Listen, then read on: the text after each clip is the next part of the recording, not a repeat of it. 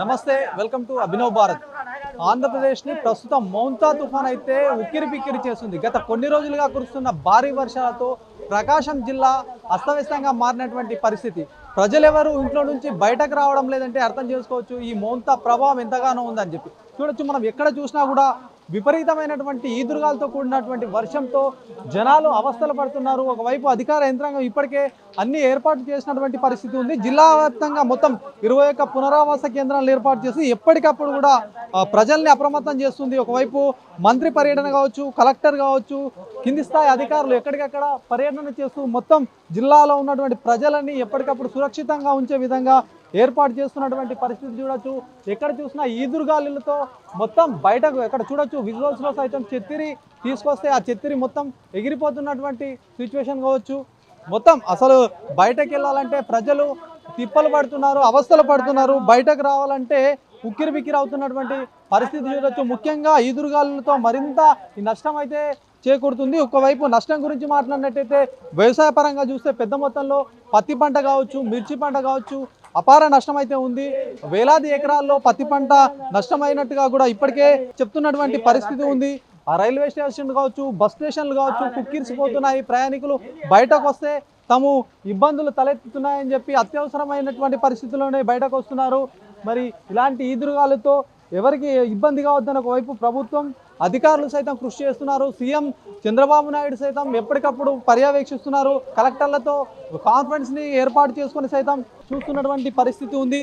చూడొచ్చు, ఎక్కడ చూసినా ప్రజలు బయటకు రావాలంటే చాలా ఆందోళన పరిస్థితి నెలకొందని చెప్పొచ్చు. ఇప్పటికే ప్రకాశం జిల్లా వ్యాప్తంగా 21 పునరావాస కేంద్రాలని ఏర్పాటు చేసి అధికారులు ఎప్పటికప్పుడు కూడా ప్రయత్నాలు చేస్తున్నారు. ముఖ్యంగా దీనికి సంబంధించి గాలి ప్రభావం చాలా ఎక్కువగా ఉన్నట్టుగా కూడా చెప్తున్నారు.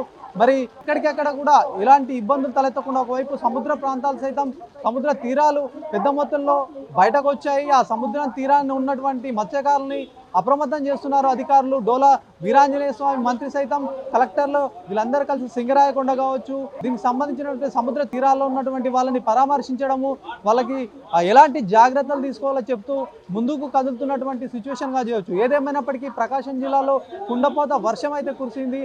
రేపు తీరం దాటే అవకాశం ఉన్నట్టు ఒకవైపు చెప్తున్నారు.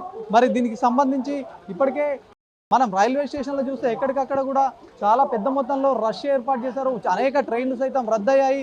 బస్సులు సైతం కొన్ని ఏరియాల్లో నడవడం లేదంటే చూసుకోవచ్చు. ఇక్కడ చూడొచ్చు. ఎక్కడి నుంచి వచ్చారు మీరు? ఎక్కడికి వెళ్ళాలి? వస్తున్నాయా? వెళ్ళిపోయింది. బస్కి వెళ్ళాలంటే వర్షం. ప్రభుత్వం చెప్తుంది కదా బయటకు వెళ్ళాలంటే అత్యవసరమైన పరిస్థితుల్లో బయటకు వెళ్ళమని. మీరు అంటే ఎట్లాంటి సిచ్యువేషన్ ఉంది? బయటకు వెళ్ళాలంటే భయం వేస్తుంది. ఇంటికి బయటకు వస్తే బయటికి పోతాం లేదని భయం వేస్తుంది. किधर से आ रहे हैं आप? हम दिल्ली से आ रहे हैं, तो इस तरफ बहुत ज़्यादा हैवी रेन है इधर. तो आपको आइडिया नहीं था कि इतना हैवी रेन हो रहा है इधर. साइक्लोन का बहुत ज़्यादा इफेक्टेड है इधर. रेन के चलते कोई कन्वेंस भी नहीं मिल पा रहा है, कोई साधन, कोई गाड़ी वाड़ी कुछ नहीं मिल रहा. मार्केट में किसी को मिलने जाना हो तो कोई सोर्स नहीं है. बाकी रेन बहुत है. किधर जाने का है? मेरे को अभी इधर मार्केट जाने का है, पावर हाउस. उसके बाद रात को इधर से कड़पा, नाइट में कड़पा. आपको पता नहीं है इधर कैसा है ये? आइडिया नहीं था, नो आइडिया. అదైతే మౌంతా తుఫాన్ అయితే ప్రజల్ని కావచ్చు, జనజీవనాన్ని ఉక్కిరి బిక్కిరి చేస్తుంది. ప్రయాణికులు చాలా అవస్థలు పడుతున్నటువంటి సిచ్యువేషన్. ఎటైనా బయటకు వెళ్ళాలంటే చాలా ఇబ్బందులు అయితే తలెత్తుతున్నాయి.